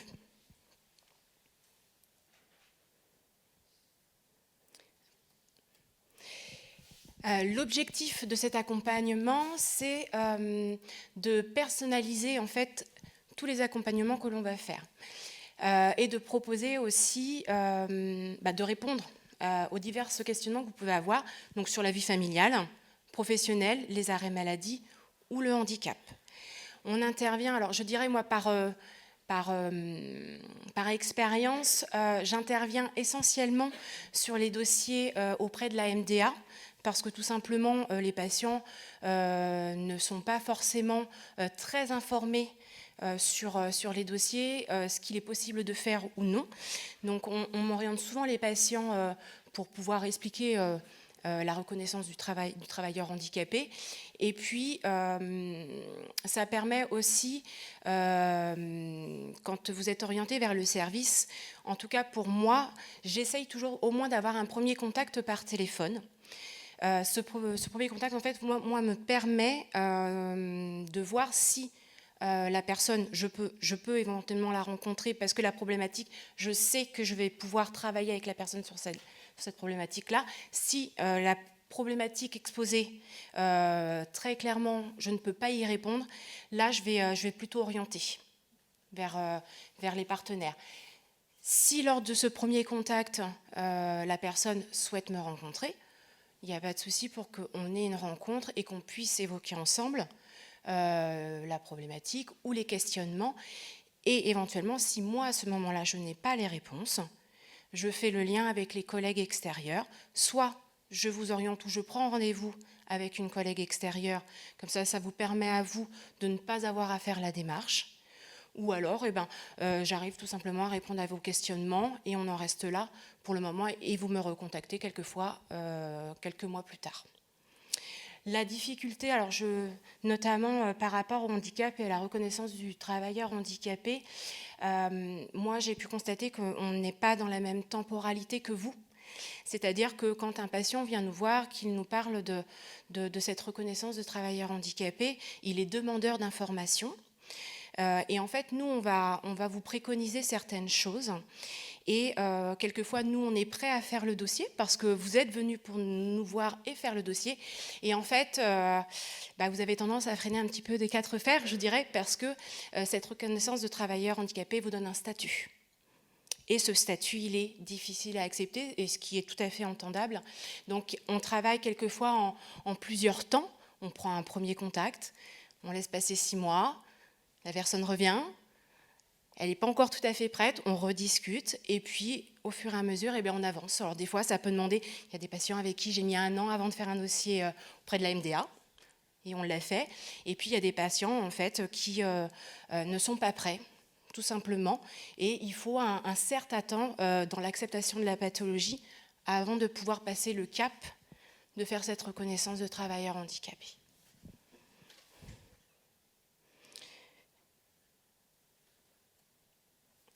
Je vais céder la parole à Madame Gouault de Cap Emploi, avec qui on peut être effectivement partenaire, notamment sur les dossiers MDA, quand on part sur des réorientations ou des reconversions professionnelles. Merci. Donc, bonjour. Donc, moi, je suis Isabelle Gouault-Lebouc. Je suis responsable du service maintien et employeur au sein de Cap Emploi. Et je vais vous présenter les missions de Cap Emploi. C'est sûr. Voilà. Alors, déjà, il faut savoir que les Cap Emploi sont représentés sur l'ensemble du département. On est financé par l'AGFIP, le FIP, l'État, via France Travail. On appartient à un réseau qui s'appelle le réseau KEOPS, qui permet d'avoir une représentation au niveau national dans les prises de décision ou les évolutions de la politique d'insertion des personnes en situation de handicap, et puis d'avoir une représentation en région ça permet d'avoir aussi, de décliner des actions ou des missions par département. On travaille avec tout type d'entreprises, on travaille aussi bien avec les petites, les grandes, de la fonction publique. Et puis, on a une équipe au sein de Cap Emploi 72, une équipe de 20 conseillers à peu près, qui on travaille sur cette, en complémentarité avec France Travail, sur l'accompagnement des personnes en situation de handicap jusqu'au retour à l'emploi. Alors, nos services s'adressent aux personnes qui sont en situation de handicap, en recherche d'emploi, inscrits ou non à Pôle emploi. Ça, c'est important, c'est à savoir. Alors, on accompagne aussi les salariés, les travailleurs indépendants, les agents de la fonction publique qui souhaitent engager une reconversion professionnelle ou un maintien en emploi. Et puis, on accompagne, comme je disais tout à l'heure, les employeurs du secteur privé ou public, quel que soit l'effectif de l'entreprise. La démarche, c'est vraiment faciliter l'accès à l'emploi, prévenir les ruptures de parcours, garantir le maintien dans l'emploi et gérer les transitions professionnelles. Alors, je vais détailler tout de suite ce que ça veut dire. Donc, les missions de Cap Emploi tournent autour de 2 axes. On parle de l'accompagnement vers l'emploi et on parle de l'accompagnement dans l'emploi. Quand on est vers l'emploi, c'est vrai que là, on est plutôt avec des personnes qui sont en recherche d'emploi, en recherche de solutions. Donc, avant de penser à l'emploi, on va commencer à travailler plutôt sur l'élaboration d'un projet professionnel. Et ce projet professionnel, on va tenir compte de votre parcours antérieur, de vos compétences, de vos savoir-faire, de vos savoir-être. Et aussi, on va tenir compte de ce que vous pouvez faire aujourd'hui et pour pouvoir aller vers quelque chose de nouveau, ou alors soit un nouveau projet professionnel, soit rester dans votre secteur d'activité, parce que généralement, on repart pas à zéro, hein, on essaie d'élargir vers en tenant compte de vos compétences. On vous guide dans la recherche d'emploi, on vous accompagne dans l'élaboration du CV, etc. Et on accompagne les employeurs aussi dans le recrutement. C'est-à-dire qu'un employeur peut faire appel à Cap Emploi quand il a besoin ou il souhaite recruter une personne. Mais en même temps, on peut aussi partir du profil d'une personne pour aller vers une entreprise. En fait, ce qu'on fait, c'est qu'on maintient un contact régulier avec les entreprises, qu'elles recrutent ou pas. On fait un travail de sensibilisation auprès d'elles et on essaie d'être le plus près possible des entreprises pour pouvoir, à un moment donné, si elles ont besoin, ou pour vous proposer un stage en entreprise, parce que je ne l'ai pas précisé, mais quand on parle de projet professionnel, avant de s'engager vers sa recherche d'emploi, on va aller vérifier si l'environnement de travail vous convient, si l'environnement de travail vous plaît, si les compétences sont là. Sur la partie accompagnement dans l'emploi, donc là, on est plutôt avec les salariés, les personnes qui sont en activité et qui peuvent être orientées par la médecine du travail ou par le service social ou bien par un partenaire, mais ça peut être un salarié qui prend directement contact avec nous ou un employeur qui peut nous solliciter. On retravaillera de toute façon toujours avec la médecine du travail. On n'interviendra pas tout seul parce qu'il y a toujours une validation du médecin du travail qui est très très importante. Donc du coup, le premier travail, c'est de trouver la solution quand vous êtes sur un poste, de vous aider l'employeur et de vous aider à trouver des solutions techniques pour vous maintenir à votre poste de travail. Alors c'est ce qu'on appelle la compensation. Donc le conseiller va se déplacer dans l'entreprise, il va vous observer, échanger avec vous, échanger avec l'employeur, voir votre poste de travail, identifier avec vous ce qui est difficile à faire au niveau des gestes, au niveau de l'organisation du travail aussi. Et puis, on va vous proposer des solutions. Et on va, dans ces solutions, alors elles peuvent être organisationnelles, ce que je disais, ça peut être du technique, ça peut être le bureau élévateur, la souris adaptée, voilà, c'est plein de choses en fait, hein. C'est selon la situation de travail et la problématique de santé. Et on va faire du lien avec des fournisseurs, parce que ce matériel-là, quelquefois l'employeur connaît un fournisseur, mais voilà, il ne sait pas où trouver la solution. Donc on va l'accompagner jusqu'au bout pour le mettre en relation, vous mettre en relation avec ce fournisseur qui se déplacera et qui mettra le matériel à disposition pour qu'il soit testé. Ça, c'est nécessaire. C'est vous qui allez, sur une période de 15 jours, 3 semaines, voire renouvelée, vous allez tester ce matériel et c'est vous qui allez dire, oui, ça compense bien ma problématique, je peux faire ce geste, ça diminuera pas forcément, enfin ça n'enlèvera pas forcément la douleur, mais ça diminuera en fait la douleur. Donc du coup, c'est là où on parle de compensation.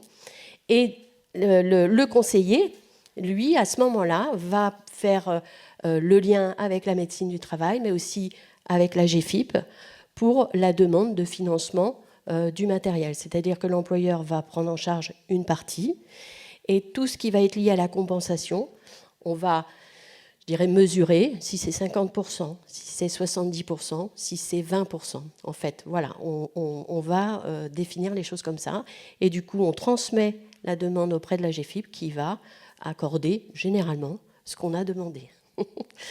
Donc du coup, et on a cette même démarche sur la partie fonction publique.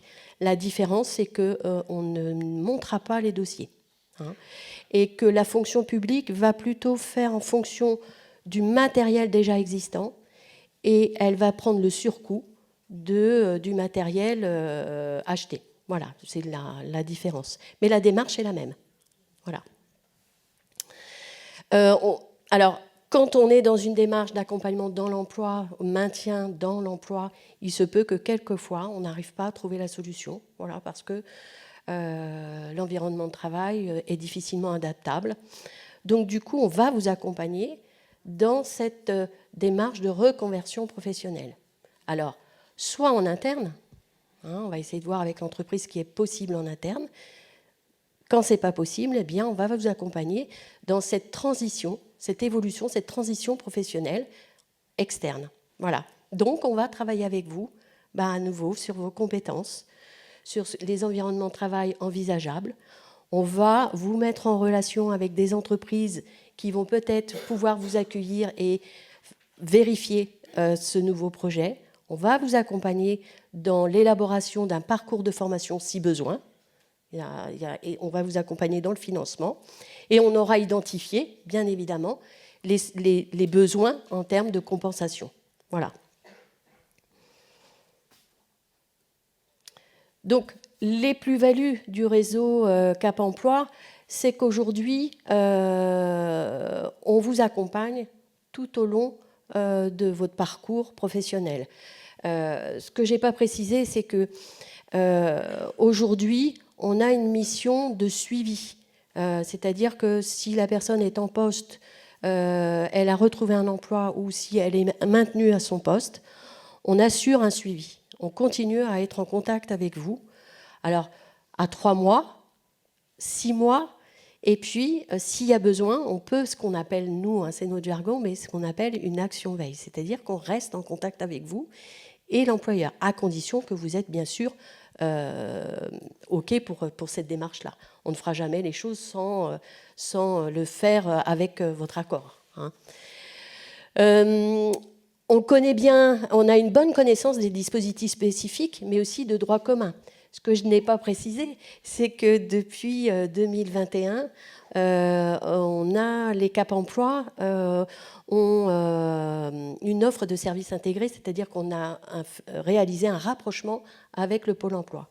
Et des personnes qui sont inscrites à Pôle emploi, le conseiller Pôle emploi peut vous orienter vers le Cap Emploi, et le conseiller Cap Emploi vous reçoit dans l'agence. D'accord ? Avant, je ne sais pas si vous aviez connu, mais c'était, il y avait Cap Emploi, on recevait les personnes à Cap Emploi. Aujourd'hui, c'est plutôt au sein de l'agence. Donc, vous aurez toujours un interlocuteur unique. Vous serez toujours suivi par le même conseiller. L'entreprise aussi, elle aura toujours le même conseiller. Alors, c'est des conseillers qu'on appelle des conseillers employeurs, mais il aura toujours le même référent avec qui il est amené, avec qui le diagnostic aura été fait, avec qui l'échange, le recrutement aura été réalisé et avec qui le suivi sera réalisé. On est beaucoup aussi dans tous les dispositifs au niveau du territoire en lien avec les missions économiques. C'est-à-dire qu'on se tient, on reste à disposition des communautés de communes, des services, des missions économiques, pour être toujours dans cette connaissance du monde du travail, des besoins des entreprises et des futures embauches, en fait. On est vraiment dans cette démarche-là. Voilà. C'est résumé, mais bon, voilà, si vous avez des questions. Oui. Excusez-moi, il y a un truc qui n'est pas passé. Je suis en FTTH, j'ai une pension d'invalidité, j'ai été orientée vers Cap Emploi, qui m'a mis en place un certain nombre de choses. Là, j'ai eu le bonheur, on va dire, de trouver quelques missions intérim de remplacement de mon ancienne profession, puisque la nouvelle, là, je ne peux plus l'exercer. Et là, on me dit que je suis plus suivie par Cap Emploi et que je vais retourner à France Travail. C'est ça. En fait, si vous voulez, c'est que la mission du Cap Emploi, c'est de vous amener jusqu'à cette définition du projet et que l'environnement de travail soit compatible. Ça ne veut pas dire que ponctuellement, vous ne pouvez pas, le conseiller Pôle emploi ne peut pas nous solliciter à un moment donné dans le cadre de vos besoins. Très clairement, on n'accompagne pas tous les demandeurs d'emploi en situation de handicap. Pour nous, vous savez, il y a 11 conseillères, 3 conseillères sur le bassin, la partie entreprise. Donc du coup, quand je vous parlais de ce rapprochement Pôle emploi, Cap emploi, on est en lien. Et du coup, un conseiller Pôle emploi peut nous solliciter si à un moment donné, il y a besoin de cet aménagement. Si il y a besoin à un moment donné que vous soyez à nouveau accompagné par un conseiller de Cap emploi, le conseiller Pôle emploi peut à un moment donné revenir, vous conseiller de revenir vers nous. Oui, sachant qu'on est plus de 6 mois avant un conseiller, ça peut être un peu compliqué. Voilà. Ouais. Mais je dois vous avouer que là, je n'ai pas compris. Après, on pourra en reparler si vous voulez après, mais bon, voilà, il y a toujours... Enfin, voilà, grosse... Je ne remets pas en cause. Non, bien sûr. Avec Cap emploi, ça m'a intéressé, mais je ne comprends pas à partir du moment où je ne suis pas dans ma reconversion professionnelle, que mon projet n'est pas terminé. Je ne vois pas pourquoi la décision n'a pas été... franchement, n'a pas... Et puis je ne remets pas en cause quelque chose de Cap emploi, moi, ça m'intéressait. Je pense que, voilà, on pourra en reparler tout à l'heure si vous voulez, et après on pourra revoir un peu. Ouais.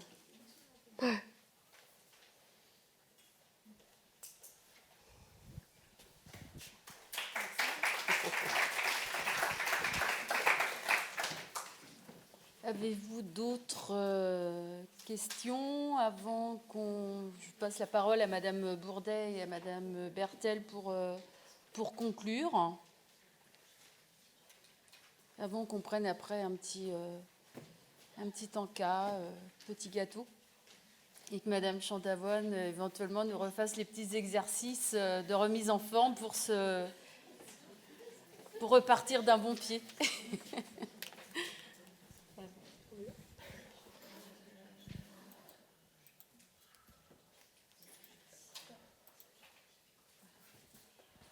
Bonsoir à tous. Donc moi je suis Caroline Bourdet, psychologue à la consultation douleur, et donc je suis accompagnée donc de Corinne Bertel qui est infirmière à la consultation douleur. On a donc la mission de clôturer la soirée. On va faire rapide, ne vous inquiétez pas. Et du coup, on a pris le parti un peu de résumer les choses plutôt sous forme de questions. Voilà. Pour... Merci.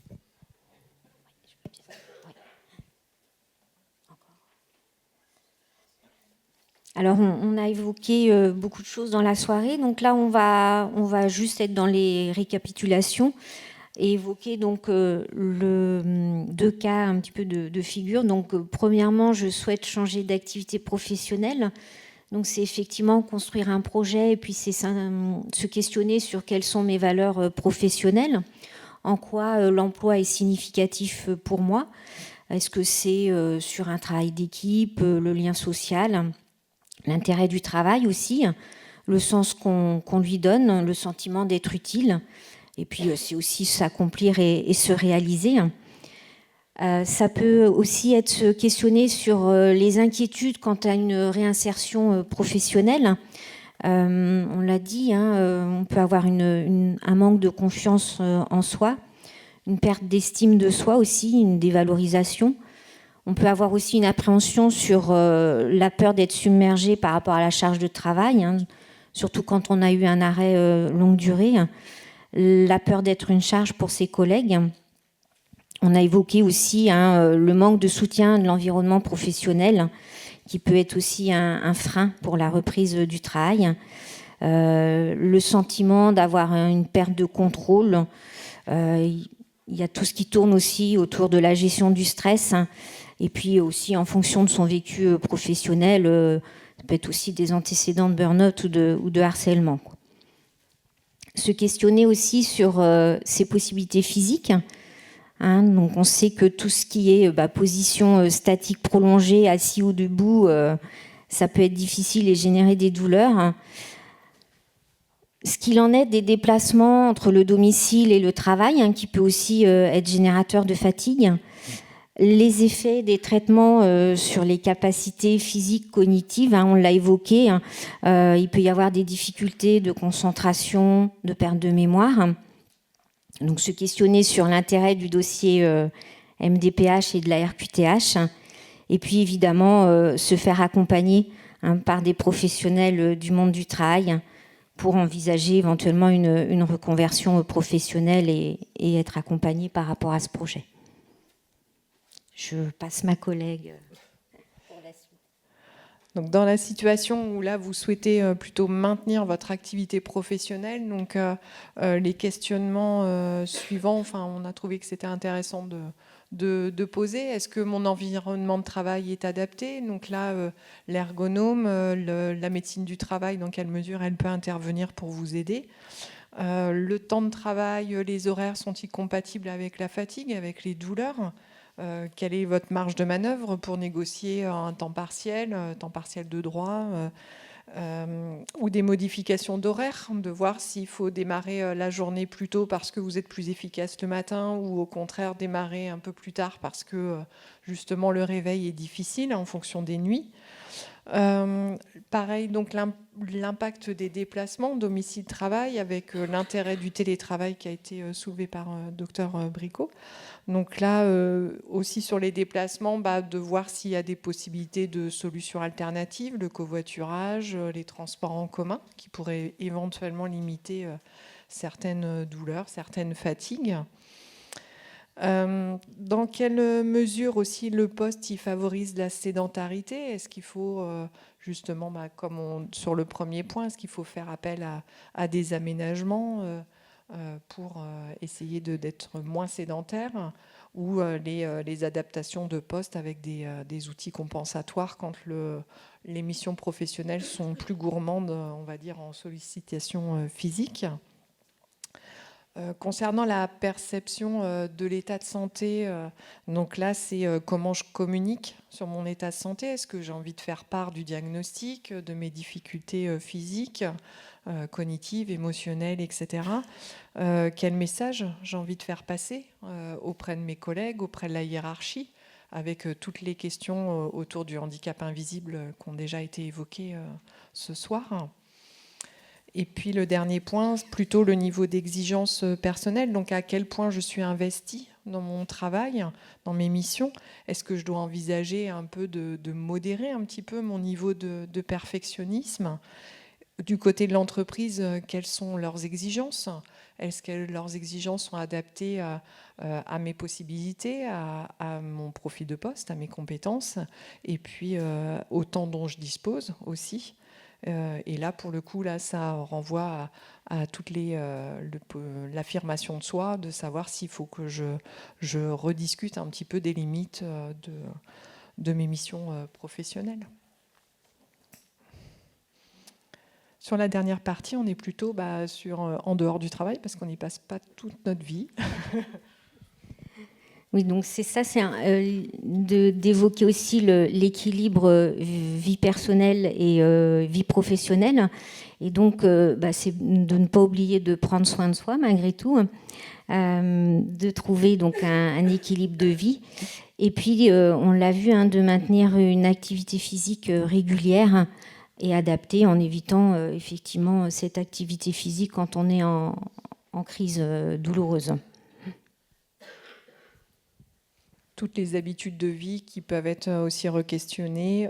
Donc ça, c'est des choses, les patients qui sont suivis, nous, à la consultation de douleur, ils nous entendent tout le temps parler de ça, de fractionner les tâches, de déléguer, d'essayer de partager, de voir s'il y a possibilité de demander de l'aide. Est-ce que l'assistante sociale, éventuellement, elle peut vous aider pour avoir, je sais pas, une aide au ménage ou des choses comme ça. Essayer de réfléchir aux stratégies d'adaptation pour les déplacements, pour quand même maintenir les liens sociaux. Et puis, voilà.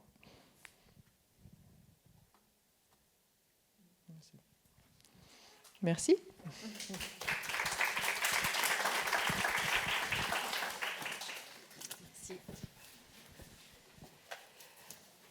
Merci. Avez-vous des questions, des interrogations ? Non, bon, on va passer au... Peut-être que ça se clôture, on va fondamentalement à un moment se lever. Je me disais qu'on pouvait peut-être reprendre les exercices plutôt de la version haute, en position debout, si vous êtes d'accord. Après, voilà, puis après on ira partager un petit verre à la fin. En position assise, ce serait peut-être bien un petit peu de se remobiliser. J'ai pas la personne, je vais peut-être me déplacer. Mais voilà. Déjà, rien que quand on se lève comme ça, prendre une bonne inspiration et déjà ouvrir un peu le thorax, c'est pas mal. Parce que finalement, quand on est assis, on est dans des positions. Et puis, on va se prendre peut-être simple, mais du coup, en expiration au départ, donc on prend une bonne inspiration. Et puis après, faire ce mouvement là sur le côté. Dans la mesure des possibilités, bien sûr, sans se faire mal, le but c'est pas de se faire mal. Et puis, en soufflant, et puis l'inspiration en fin de mouvement. Voilà, on va faire la même chose sur le côté du coup.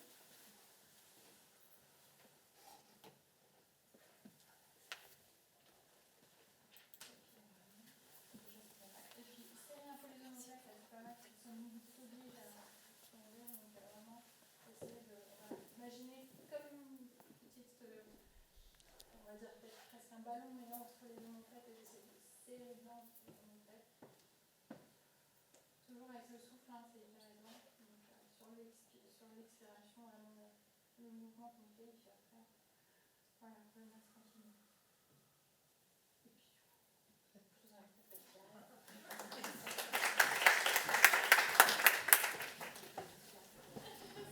Merci à tous, à l'équipe, aux différents intervenants, acteurs, associations. Donc, merci à vous tous. Merci bien.